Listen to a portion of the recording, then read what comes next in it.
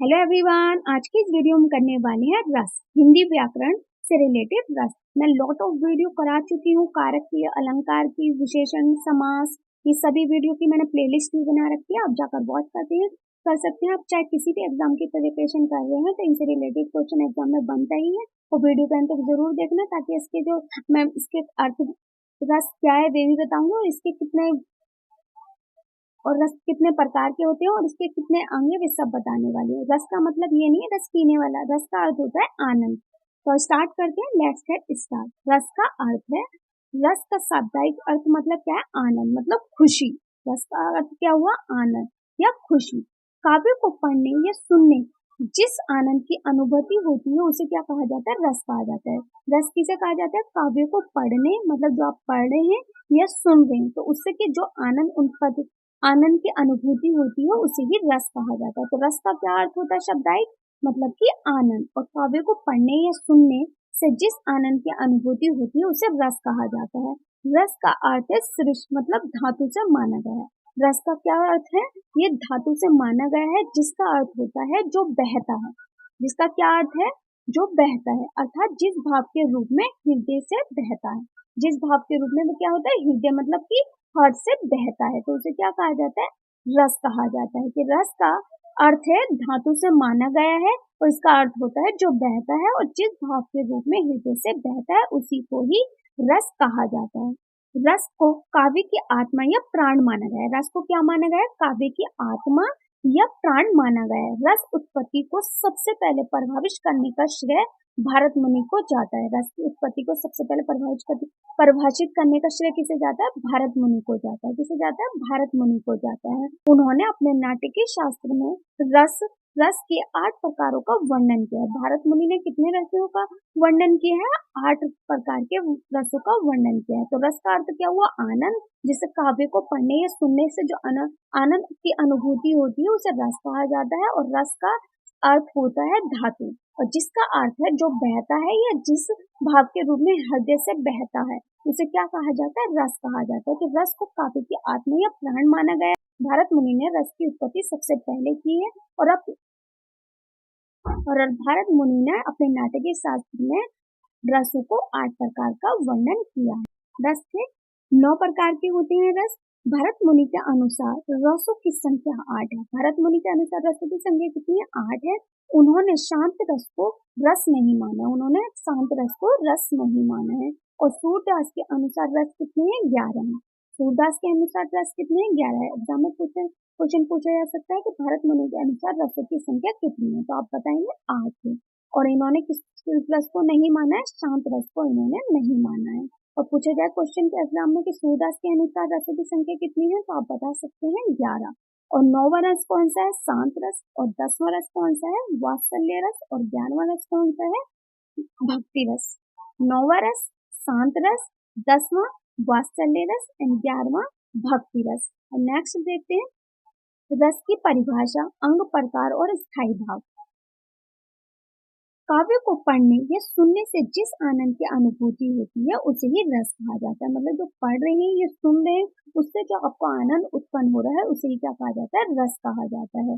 अब रस कितने प्रकार के होते हैं? रस जैसे कि श्रृंगार रस। श्रृंगार रस का अर्थ होता है रति, मतलब कि प्रेम। रति का अर्थ क्या होता है? प्रेम। जैसे कि नायक नायिका में जो प्रेम है, तो रति मतलब प्रेम। हास्य रस, हास्य मतलब हंसना, हास्य। करुण रस मतलब कि शौक या दुख। करुण रस का अर्थ होता है शौक। रौद्र रस मतलब कि क्रोध या गुस्सा। रौद्र रस क्रोध या गुस्सा। वीर रस मतलब कि उत्साह। वीर रस उत्साह। अद्भुत रस आश्चर्य या विस्मय। अद्भुत मतलब कि आश्चर्य या विस्मय। भयानक रस मतलब भय या डर। नेक्स्ट है विभत्स रस। विभत्स रस का मतलब होता है, विभत्स रस का अर्थ होता है जुगुप्सा। विभत्स रस जुगुप्सा। शांत रस निर्वेद या निर्वृति। शांत रस निर्वेद या निर्वृति। वात्सल्य रस रति मतलब प्रेम। भक्ति रस अनुराग। तो भक्ति रस अनुराग रस। और नेक्स्ट देखते हैं रस के अंग। रस कितने प्रकार के होते हैं? रस कितने प्रकार के? 4 प्रकार के। विभाव रस, संचारी रस, स्थायी रस और अनुभव रस। अब एक एक करके समझते हैं। पहले देखते हैं स्थायी भाव। स्थायी भाव वे भाव जो स्थायी हो अर्थात काफी समय तक बना रहे। स्थायी भाव कौन सा होता है कि वे भाव जो स्थायी हो अर्थात काफी समय तक बना रहे। वर्तमान में इनकी संख्या कितनी है? 11 है। तो स्थायी भाव कौन सा होता है कि स्थायी भाव जो स्थायी हो अर्थात काफी समय तक बना रहे उसे स्थायी भाव कहते हैं। और वर्तमान में इनकी संख्या 11 है। रस और स्थायी भाव। श्रृंगार रस का स्थायी भाव कौन सा होता है? रति। रति मतलब प्रेम। जैसे नायक नायिका में जो प्रेम होता है तो उसे क्या कहा जाता है? रति। तो श्रृंगार रस का स्थायी भाव है रति। सेकेंड है हास्य रस का स्थायी भाव। हास्य रस का स्थायी भाव कौन सा होगा? हास। करुण रस का स्थायी भाव मतलब कि शौक या मतलब कि किसी भी चीज का शौक लग जाना एकदम से। तो करुण रस का स्थायी भाव क्या हो गया? शौक। नेक्स्ट है फोर्थ है रौद्र रस का स्थायी भाव। स्थिर भाव। स्थिर भाव क्या होगा? क्रोध। क्रोध मतलब गुस्सा, एकदम अचानक से गुस्सा आ जाना या क्रोध हो जाना। तो रौद्र रस का स्थिर भाव होगा क्रोध। विभत्स रस का स्थिर भाव है जुगुप्सा। विभत्स रस का स्थिर भाव क्या है? स्थिर भाव क्या है? जुगुप्सा। भयानक रस का स्थायी भाव है भय। भय मतलब डर। भयानक स्थायी भाव है विस्मय। अद्भुत रस का स्थायी भाव क्या है? विस्मय। और वीर रस का स्थायी भाव क्या है? उत्साह। और शांत रस का स्थायी भाव है निर्वेद। वात्सल्य रस का स्थायी भाव है वात्सल। एंड भक्ति रस का स्थायी भाव है भगत या अनुराग विषय। तो फ्रेंड्स कोई सा भी एग्जाम में पूछा जा सकता है कि रौद्र रस का स्थायी भाव क्या है? क्रोध। या पूछा जा सकता है भयानक रस का स्थायी भाव क्या है? भय।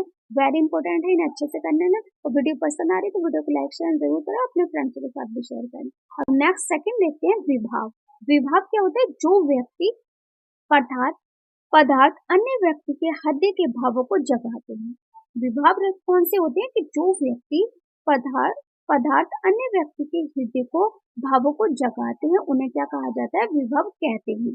जैसे कि आलंबन विभाव। आलंबन विभाव कौन सा होता है? जिसका आलंबन या सहारा लेकर स्थायी भाव जागृत होते हैं उन्हें आलंबन विभाव कहते हैं। आलंबन विभाव कौन सा होता है? जिसका आलंबन या सहारा लेकर स्थायी भाव जागृत होते हैं उन्हें आलंबन विभाव कहते हैं। जैसे कि फिल्म की हीरोइन तो किसका सहारा लिया?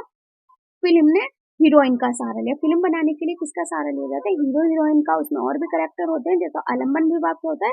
किसी भी चीज का सहारा लेकर जो आलंबन उत्पन्न होता है उसे क्या कहा जाता है? आलंबन विभाव कहते हैं। जैसे कि एग्जांपल है फिल्म की हीरोइन या फिल्म का हीरो। सेकंड है उद्दीपन विभाव। उद्दीपन विभाव क्या होता है? जिन वस्तुओं या परिस्थितियों को देखकर स्थायी भाव उद्दीप्त होने लगता है तो उसे क्या कहा जाता है? उद्दीपन विभाव कहलाता है। क्या कहलाता है? उद्दीपन विभाव। जिन वस्तुओं या परिस्थितियों को देखकर स्थायी भाव उद्दीपित होती हैं उन्हें क्या कहा जाता है? उद्दीपन विभाव कहते हैं। जैसे कि प्रकृति, सुहावन वातावरण, चांदनी रात, कोकिल कूजन, एकांत स्थल, उद्यान आदि। तो ये क्या है? हमारे उद्दीपन विभाव है। जैसे प्रकृति हमारी, वातावरण कैसा है? चांदनी रात होती है रात को, कोकिल कुजान, एकांत स्थल, उद्यान आदि हमारे क्या है? उद्दीपन विभाव है। तो विभाव आपको समझ में आ गया होगा कि जो व्यक्ति पदार्थ अन्य व्यक्ति के हृदय के भावों को जगाते हैं उन्हें ही विभाव कहते हैं। अब नेक्स्ट देखते हैं संचारी भाव। संचारी भाव कौन से होते हैं?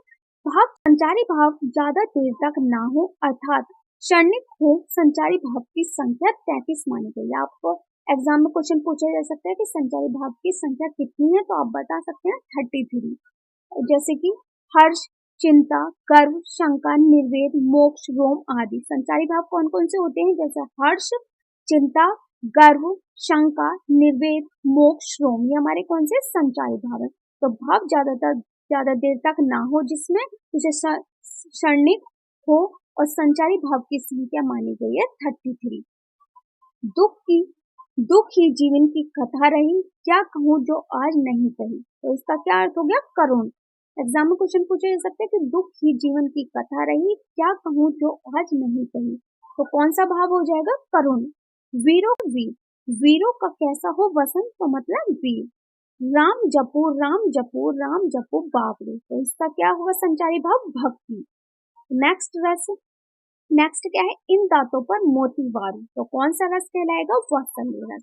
दुख ही जीवन की कथा रही, क्या कहूँ जो आज नहीं कही। तो ये कौन सा रस कहलाएगा? करुण रस। वीरों को कैसा वीरों को कैसा हो वसंत, तो क्या कहलाएगा वीर। राम जपो राम जपो राम जपो बावरे, मतलब भक्ति रस भक्ति रस। इन दांतों पर मोती वारो, मतलब वात्सल्य रस। नेक्स्ट देखते हैं श्रृंगार रस। श्रृंगार रस कौन से होते हैं। मेरे तो गिरधर गोपाल दूसरो ना कोई, जाके सिर मोर मुकुट मेरा पति सोई। तो इसका क्या अर्थ हो गया, श्रृंगार रस मतलब प्रेम है। किसमें प्रेम है, गोपाल और कृष्ण में जो प्रेम है। तो कौन सा रस है हमारा, श्रृंगार रस। एक जंगल है तेरी आंखों में, जहां रहा भूल जाता हूँ, जहां भी रहा मैं भूल जाता हूँ। तो क्या हो, कौन सा रस है, श्रृंगार रस। नेक्स्ट है वीर रस। वीर रस कौन सा होता है, खूब लड़ी मर्दानी वो तो झांसी वाली रानी थी। तो इसमें क्या अर्थ हो गया, कौन सा रस कहलाएगा, वीर रस।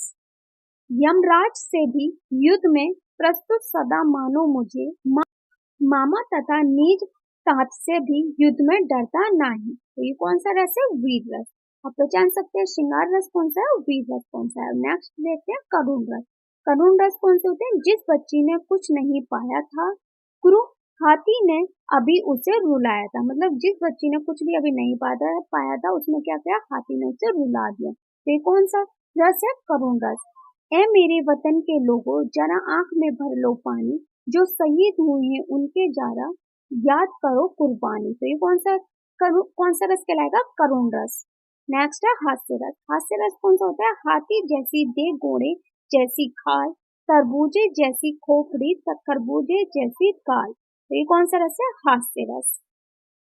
नेक्स्ट देखते हैं रौद्र रस। रौद्र रस कौन सा था, खून उसका उबल रहा था, मनुष्य से देते में बदल रहा था। तो ये कौन सा, रौद्र मतलब उसमें क्रोध उत्पन्न हो रहा है, गुस्सा उत्पन्न हो रहा है। तो ये कौन सा रस कहलाएगा, रौद्र रस। नेक्स्ट है अद्भुत रस। अद्भुत रस कौन सा होता है, मछली चलकर जमीन पर आई, अचंबा देख ये साहिल भाई। जब मछली जो चलकर वो जमीन पर आई तो वो क्या हुआ, अचंभ हो गए, मतलब उन्हें साहिल भाई जो वो अचंभ हो गए उसे देख के। तो ये कौन सा, मतलब अद्भुत उत्पन्न हो गया, आश्चर्य उत्पन्न होना एकदम से। आगे नदियां पड़ी अपार, घोड़ा उतरे कैसे पार, राणा ने सोचा इस पार, तब तक चेतक था उस पार। तो इसमें क्या हुआ, चेतक तो तब उस पार हो चुका था, नदियां जो थी आर पार हो चुकी थी। तो इसमें क्या हुआ, अद्भुत मतलब आश्चर्य उत्पन्न हो जाना एकदम से। अब नेक्स्ट देखते हैं शांत रस। शांत रस कौन से होते हैं, ऐ मालिक तेरे बंदे हम, ऐ मालिक तेरे बंदे हम, ऐसे हो हमारे कर्म, नेकी पर चले और बंदी से टले। कौन सा रस कहलाएगा, शांत रस। तो ये क्या कर रहा, मतलब इसको गाया जा रहा है, किस रूप में गाया जाता है, शांत रूप में गाया जाता है। तो कौन सा रस कहलाएगा, शांत रस। जैसे एक और ले सकते हैं, जब मैं था तब हरि नाही, अब हरि है मैं नाही, सब अंधियारा मिट गया, जब दीपक दिखाया माही। ये कौन सा रस कहलाएगा, शांत रस। नेक्स्ट देखते हैं भक्ति रस। भक्ति रस कौन सा होता है, रघुपति राघव राजा राम पति पावन सीताराम। भक्त मतलब क्या हो रहा है, संगीत गा रहे हैं तो भक्त रस कहलाएगा। कौन सा रस कहलाएगा, भक्ति रस। वात्सल्य रस कौन सा होता है, मेया मोरी मैं नहीं माखन खायो, मेया मोरी मैं नहीं माखन खायो। तो ये कौन सा रस कहलाएगा, वात्सल्य रस।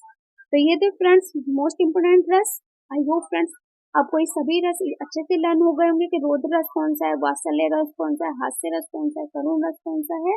अगर अभी आपको नहीं समझे तो वीडियो को रिपीट करके देखें। अगर आप उनके नोट्स भी बना लेंगे ना फ्रेंड्स, एग्जाम टाइम पे इन्हें इजीली लर्न कर पाएंगे। और अगर आपने नोट्स नहीं बनाए तो आप भूल जाएंगे, इनकी बार बार रिवीजन करें और इनके नोट्स जरूर बनाएं। नोट्स बनाने से ये होता है आपको काफी लंबे समय तक याद रहता है और आप इजीली इनको एग्जाम टाइम पर लर्न कर पाएंगे। और अगर आपको वीडियो पसंद आ रही है तो वीडियो को लाइक और सब्सक्राइब करना ना भूलें, साथ में बेल आइकन को प्रेस करें ताकि हर वीडियो के लेटेस्ट अपडेट आपको टाइम पर मिलती रहे। और मेरी वीडियो कैसी लगी कमेंट बॉक्स में लिखकर जरूर बताना, और इसकी पीडीएफ चाहिए तो वो भी आप मुझे कमेंट बॉक्स में लिखकर बता सकते हैं। Thanks for watching.